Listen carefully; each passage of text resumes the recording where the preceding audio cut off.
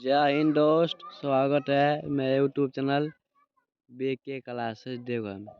दोस्तों आज क्लास 12 के पढ़ेंगे पॉलिटिकल साइंस लेसन 3। चैप्टर का नाम है दोस्तों नियोजित विकास की राजनीति, राजनीतिक फैसलों और विकास पढ़ेंगे दोस्तों। इस पाठ विश्वव्यापी मांग बढ़ी, उड़ीसा एक महत्वपूर्ण जगह के रूप में उभरा।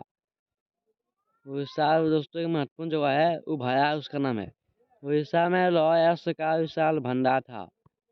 तो उड़ीसा की राज्य सरकार ने लौह की इस अप्रत्याशित मांग को भुनाना चाहा। उसने अंतर्राष्ट्रीय इस्पात निर्माताओं और राष्ट्रीय स्तर के इस्पात निर्माताओं के साथ सहमति पत्र पर हस्ताक्षर किए। देखिए दोस्तों, वामपंथ से अब उन लोगों की तरफ संकेत किया जाता है जो गरीब और पिछड़े सामाजिक समूह की तरफदारी करते हैं। वो इन तबकों को फायदा पहुंचाने वाली सरकारी नीतियों का समर्थन करते हैं। दक्षिण पंथ से उन लोगों को इंगित किया जाता है जो यह मानते हैं कि खुली प्रतिस्पर्धा और बाजार मूलक अर्थव्यवस्था के जरिए ही प्रगति हो सकती है। यानी सरकार को अर्थव्यवस्था में गैर जरूरी हस्तक्षेप नहीं करना चाहिए। क्या आप अब बता सकते हैं 1960 के दशक में कौन राजनीतिक दल वामपंथी थी और कौन से दक्षिणपंथी थे? आप इस दौर के कांग्रेस पार्टी को किस तरफ रखेंगे? विकास के अर्थ अलग अलग होते हैं दोस्तों, आपको पता होगा विकास के अर्थ अलग अलग होते हैं। देखिए दोस्तों, जैसे विकास तो दोस्तों अलग अलग होता है सब चीज़ का, जहाँ भी होता है दोस्तों अलग अलग विकास होता है। तो देखिए दोस्तों, विकसित अमेरिका है दोस्तों, तो विकासशील भारत है दोस्तों, अविकसित भूटान है दोस्तों। देखिए दोस्तों, विकसित हमें जो जिसमें विकास हो गया है उसको हम विकसित करेंगे दोस्तों। इसमें विकास हो रहा है उसको विकासशील करेंगे दोस्तों। इसमें विकास को भी नहीं हुआ है उसको विकसित करेंगे दोस्तों। जैसे देखिए दोस्तों, विकसित में अमेरिका है, विकासशील में भारत है, विकसित में भूटान है दोस्तों। पहला उदारवादी पूंजीवादी यूरोप के अधिकतर हिस्सों और संयुक्त राज्य अमेरिका में यह मॉडल अपनाया गया था। समाजवादी मॉडल सोवियत संघ ने अपनाया गया था। तो दोस्तों इसमें पूछा गया समाजवादी मॉडल किसने अपनाया गया था? सोवियत संघ ने, याद रखना दोस्तों। योजना आयोग की स्थापना मार्च 1950 में। यह आयोग एक सलाहकार की भूमिका निभाता है। वो इसकी सिफारिशों तभी प्रभावकारी हो पाती है जब मंत्रिमंडल उन्हें मंजूर करे। निजी निवेशक मसलन उद्योगपति और बड़े व्यापारिक उद्यमी नियोजन के पक्ष में नहीं होते। वे एक खुली अर्थव्यवस्था चाहते हैं जहां पूंजी के बहाव पर सरकार का कोई अंकुश न हो। लेकिन भारत में ऐसा नहीं हुआ। 1944 में उद्योगपतियों का एक तबका एकजुट हुआ। इस समूह ने देश में नियोजित अर्थव्यवस्था चलाने का एक संयुक्त प्रस्ताव तैयार किया। इसे बॉम्बे प्लान कहा जाता है। बॉम्बे प्लान की मंशा थी कि सरकार औद्योगिक तथा अन्य आर्थिक निवेश के क्षेत्र में बड़े कदम उठाए। इस तरह चाहे दक्षिणपंथी हो अथवा वामपंथी, उस व्यक्ति भी सभी चाहते थे कि देश नियोजित व्यवस्था की राह पर चले। प्रधानमंत्री इसके अध्यक्ष बने। तो योजना आयोग के प्रधानमंत्री इसके अध्यक्ष बने। योजना आयोग ने सभी पंचवर्षीय योजनाओं का विकल्प चुना। इसके पीछे एक सीधा साधा विचार था कि भारत सरकार अपनी तरफ से एक दस्तावेज तैयार करेगी जिसमें अलग 5 सालों के लिए उसकी आमदनी और खर्च की योजना होगी। अनुसार केंद्र सरकार और सभी राज्य बजट को 2 हिस्सों में बांटा गया। हिस्सों को योजना का था।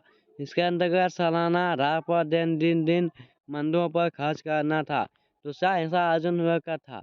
योजना में तय की गई प्राथमिकताओं को ध्यान में रखते हुए इसे 5 साल की अवधि में खर्च करना था।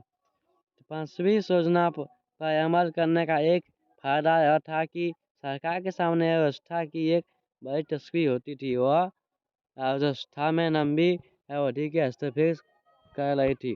1951 में प्रथम पंचवी योजना का प्रारूप जारी हुआ।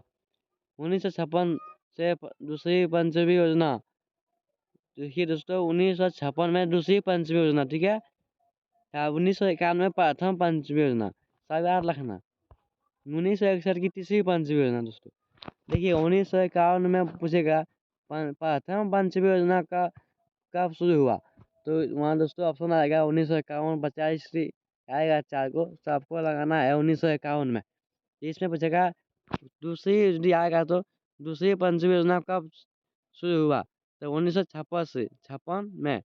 1961 की तीसरी पंचवी योजना, तो पूछेगा दोस्तों तीसरी पंचवी योजना कब चालू हुआ, तो आपको टिक लगाना है 1961 में। दोस्तों ये तीनों से जरूर आएगा, तो याद रखना दोस्तों।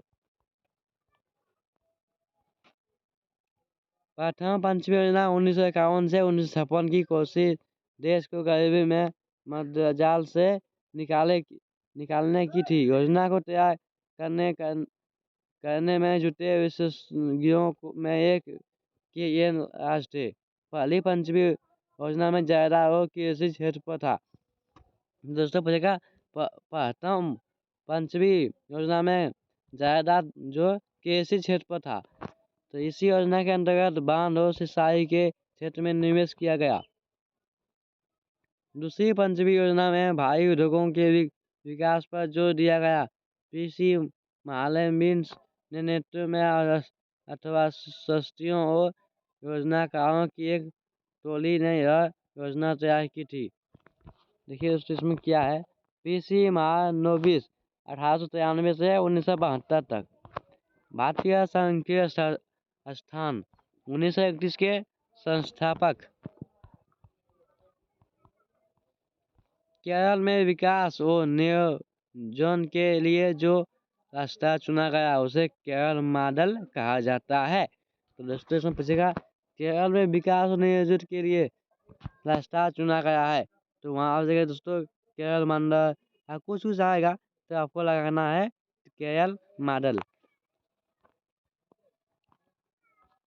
देखिए तो JB कुमारप्पा 1892 से 1960। असली नाम JC कार्नेलिस, अर्थशास्त्री एवं चार्टर्ड अकाउंटेंट, इंग्लैंड एवं अमेरिका में शिक्षा। महात्मा गांधी के अनुयायी, गांधीवाद आर्थिक नीतियों को लागू करने की कोशिश, इकोनॉमी ऑफ परफॉर्मेंस के लेखा योजना आयोग के सदस्य के रूप में योजना प्रक्रिया में हिस्सेदारी। पूंजीवादी मॉडल, समाजवादी मॉडल। पूंजीवादी मॉडल होता है दोस्तों एक समाजवादी मॉडल होता है कि कुछ एक बातों को ले लिया गया हो अपने देश में, इन्हें मिले जुले रूप में लागू किया गया। इसी कारण भारतीय व्यवस्था में मिश्रित व्यवस्था कहा जाता है।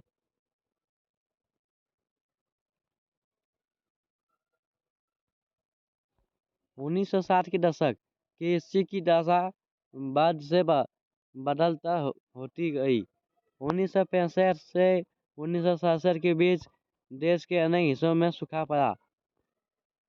अनुमान के मुताबिक बिहार के अनेक हिस्सों में उस समय प्रति व्यक्ति प्रतिदिन का आहार 2200 कैलोरी से घटकर 1200 कैलोरी हो गया था, जबकि एक समान आदमी के लिए रोजाना 2450 कैलोरी के आहार की जरूरत होती है। 1967 में बिहार में मृत्यु दर पिछले साल की तुलना में 34% बढ़कर हो गई। खाद्य संकट के कई परिणाम हुए। सरकार को गेहूं का आयात करना पड़ा और विदेशी मदद, खासकर संयुक्त राज्य अमेरिका की भी स्वीकार करनी पड़ी।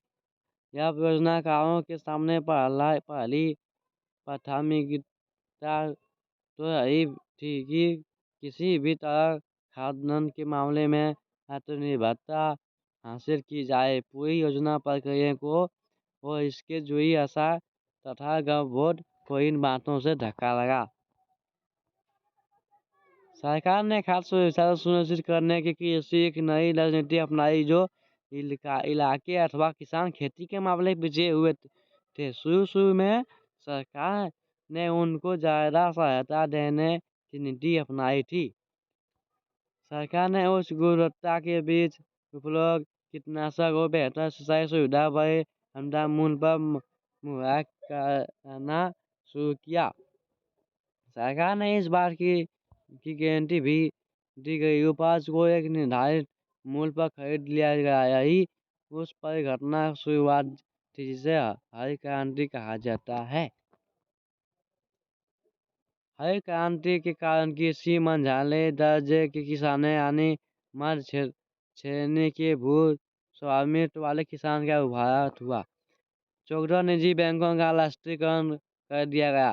दोस्तों कितने बैंक वहां पूछेगा निजी बैंक का कितना राष्ट्रीयकरण किया तो आप लोग 14 लगाना है दोस्तों। 1950 के 1980 के बीच भारत अर्थव्यवस्था सालाना 3 से 3.5% की धीमी रफ्तार से आगे बढ़ी। तो दोस्तों आप लोग का चैप्टर कंप्लीट हो गया। तो वीडियो पसंद आया दोस्तों जरूर से जरूर लाइक करें, मेरे चैनल को सब्सक्राइब करें दोस्तों। ऐसे ही वीडियो आने लगेगा तो क्लास 10 का वीडियो भी आ जाएगा दोस्तों।